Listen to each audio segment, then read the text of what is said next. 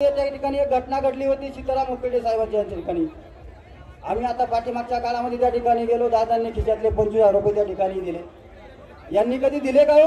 अहो यांची दान तर त्यांनी चालू केली का हो? नाही चालू केली। यांच्याकडे पैसा भरपूर आहे, यांच्याकडे पैसा भरपूर आहे, परंतु पैसा खर्च करायची सुद्धा दानत असावी लागते। ती दानत फक्त माझ्या शरद दादामध्ये आहे।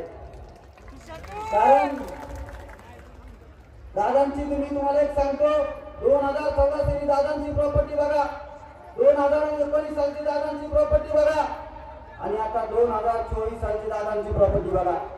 तुम्हाला घटती दिसेल आणि आपल्या समोर असलेल्या उमेदवारांची तुम्ही प्रॉपर्टी बघा, यांची दर पंचवार्षिकला 100 कोटींनी प्रॉपर्टी वाढते आणि आमच्या पिंपळगाव पासून सुरुवात होते जमिनी घ्यायला तर डायरेक्ट भूमीचं टोक।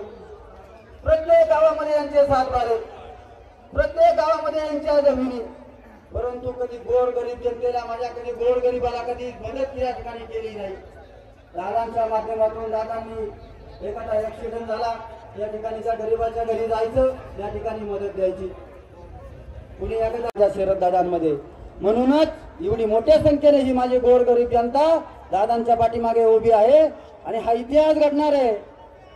समोर ते सांगतात जुन्नर मध्ये अपक्ष उमेदवार कधी निवडून आला नाही, अरे पण दादा माझा इतिहास घडवणार आहे। दादा 100 कामे पडणार आहे। दादांची कामं जर सांगायची म्हटली तर आपल्या सर्वांना परिचित आहे। अगदी जीवाची पर्वा न करता शेतामध्ये आंदोलन उभारणारा आपला हा नेता, अर्थात जुन्नर तालुक्याच्या बिबट सफारीचे जनक त्यांना म्हणतात ते काही उगीच नाही बर का।